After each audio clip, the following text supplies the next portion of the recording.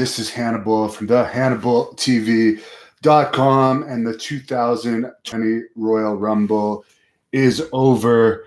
The biggest news coming out of the Royal Rumble is the 46-year-old Edge, who has been away from the ring for 9 years, made his return. He was number 21, and he made it to the final three. We first actually reported here on the Hannibal TV that Edge had re-signed a contract back on December 20th, 2019 in one of my news updates. He, of course, denied it, as is common in wrestling. Obviously, they wanted to make it a surprise. He is 46, but that's not that old for a wrestler, and he's had 9 years off. You can recover a lot in 9 years from nagging injuries. I've always liked him personally. The times I met him when I was doing extra jobs, he was always really nice to me. Drew McIntyre actually won the Royal Rumble. I personally am not a fan of his at all, but obviously that's going to be one of the guys they're giving a push to. And funny enough, MVP actually was also in the Royal Rumble.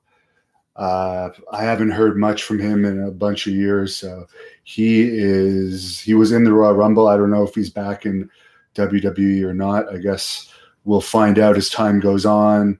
Charlotte Flair was the winner of the third ever women's Royal Rumble match. It's safe to say that Ric Flair's lawsuit against WWE over the To Be the Man name is probably dropped. Kevin Sullivan mentioned to me that he believes that when they used him on the last Saudi Arabia show, Flair, part of the huge payoff he got there probably had to do with them dropping that case.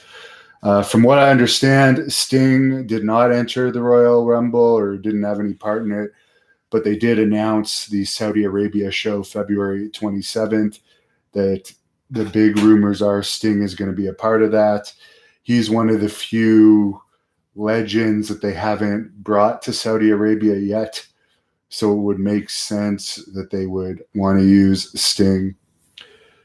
In other wrestling news, the Briscoes re-signed with Ring of Honor. They've also re-signed, in recent months, Marty Squirrel, or however the fuck you say his name. Who else? PCO. And a bunch of others. Someone else that I announced yesterday, but I already forget his name. I'm not a big Ring of Honor follower, but I wish them well. I'm glad that PCO is supposedly making six figures in Ring of Honor. So good for him. I'm just surprised that they're re-signing all these people when their attendance has been lower than ever. You'd think that they might want to reach out and also get some of these free agents like an Edge, or like Edge would have been someone that AEW or Ring of Honor could have really used to bring more notoriety to them.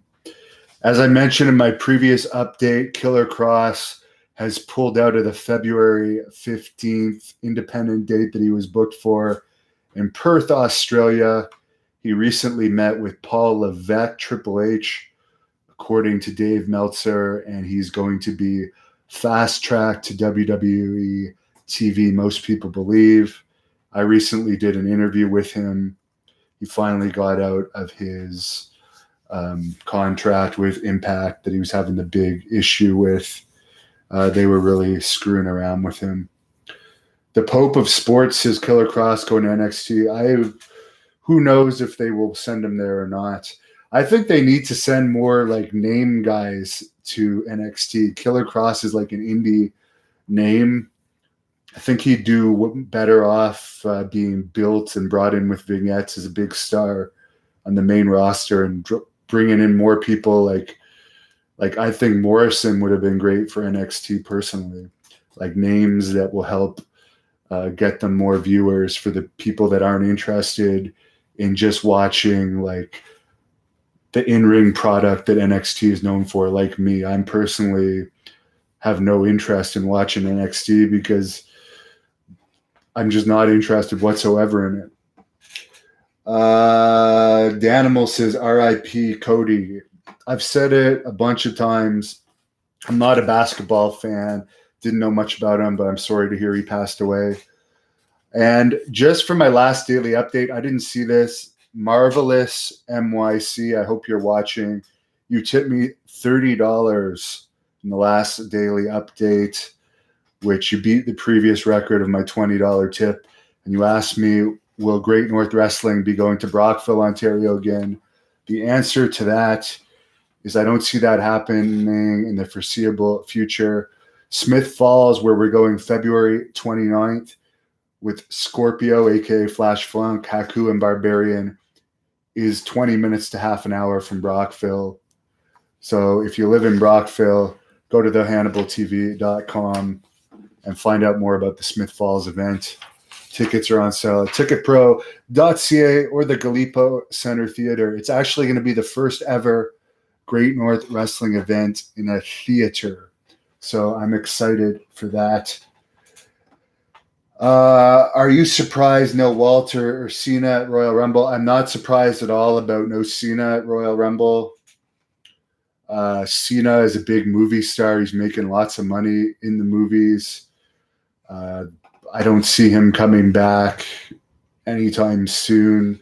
He did say he planned, in an interview I saw before last year's WrestleMania, that he plans on being at every single WrestleMania. So you can probably count on Cena being at WrestleMania in some capacity. Which, by the way, the Hannibal TV is also going to be in Tampa WrestleMania weekend with Billy Jack Haynes, who will be representing us at WrestleCon, 9 a.m. to 4 p.m., George Steinbrenner Field in Tampa. He will be signing autographs and actually conducting some interviews for me too, which I think is going to be very interesting. Billy Rock, what did I think of the Royal Rumble? Honestly, I just finished hitting my boxing punching bag. And prior to that, I watched a mini documentary on George Foreman. I'm way more interested in boxing than wrestling, although I am interested in the behind the scenes of wrestling. That's way more interesting to me than the product. That's why I think it's too bad WWE Backstage doesn't really cover the dirt and the real behind the scenes stuff of wrestling. It could be a top show. If there was a TV show that actually covered the real behind the scenes news in wrestling, I think it could be a top show. Anthony Shabbat says he's a Yankees fan. I guess that's in reference to WrestleCon. Being at George M. Steinbrenner Field, I'm not, I guess I would say I'm a Dodgers fan. I hate Toronto. I'm not a fan of Toronto. Sorry, all you Torontonians. I do like Edge, though. That could be the one exception. By the way, I'm using a D glass here. This is kombucha in this. It's not alcohol. It's supposed to be good for your gut. I'm drinking this post-workout.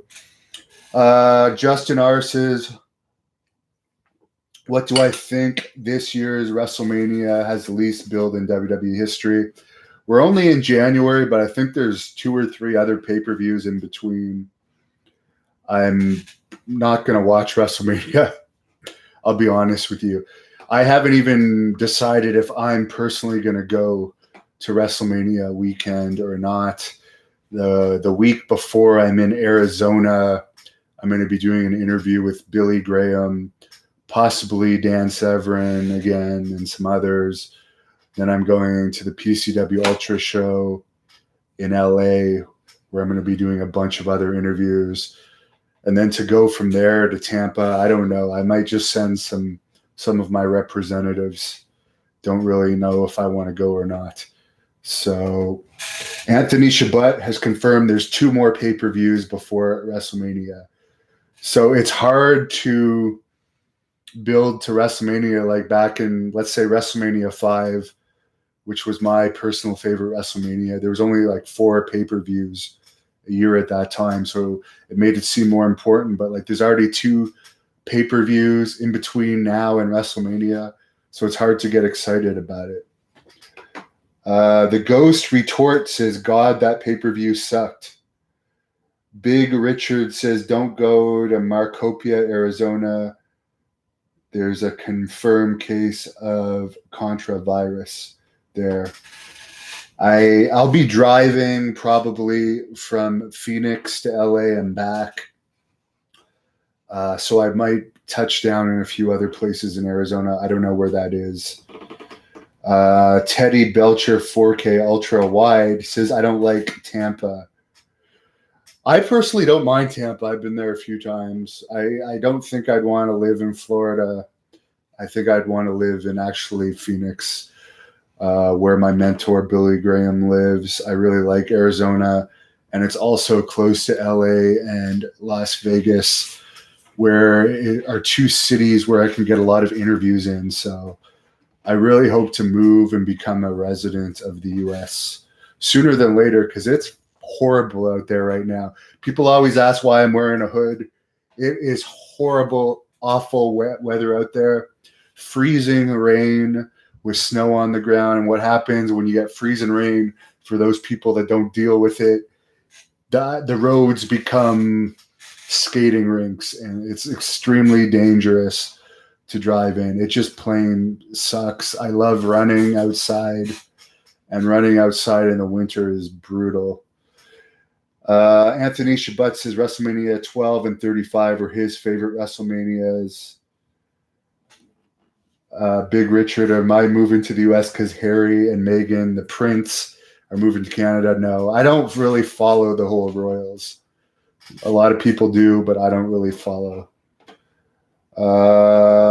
PCW or PWC 24/7 says WrestleMania is 5 hours long. No thanks. I actually think, that it's actually 7 hours long. Like, you could not pay, like, you could pay me to sit through 7 hours of WWE, but off the top of my head, you'd have to pay me $500. Like, I think that would be my fee. No less than $500 to sit through a 7 hour long WrestleMania. Craig Reeder says, Canada, the summer is beautiful. Yeah, but it's only 6 months out of the year that we have good weather. Pope of Sports and Entertainment pre-show was just talking and stupid matches. I guess he's talking about the Royal Rumble. Thanks for all the questions and comments. I'm signing out right now. I'm going to continue working on my 3-hour Kevin Sullivan shoot, which I just posted a clip of it on my @Devon Hannibal Twitter, of one of the funny moments when Kevin Sullivan asked me if Billy Jack Haynes now wears a blonde wig. And just for anyone asking, that is his real hair. Anthony Red High says, big fan, brother. Keep it up. Thank you. Who would I say is the lamest wrestler ever? That's the last question I'm going to answer for tonight. And man, that's a hard question. Who would you guys say is the lamest wrestler ever? Put that in the comments. Nothing really. A lot of them, that Memphis Ultimate Warrior was pretty damn lame that I talked about. Memphis did a version of the Ultimate Warrior that they actually used a picture of the real Ultimate Warrior to promote. He looked more like the Ultimate Warrior than the WCW Ultimate Warrior Renegade, but he talked like just a normal person, and he didn't bother buying good gear. He's just wearing like bicycle shorts and looking like the Ultimate Warrior hair and body. So I think that's got to be up there with one of the lamest gimmicks ever. Last comment from Mike 000395. Thanks for all that I do. Well, thank you, all of you viewers. I really appreciate it. Because my YouTube is more successful in the past 2 to 3 years, I haven't had to bounce anymore, which I really outgrew bouncing. I was a bouncer for 17 years. So thanks for all of your support. Have a great night.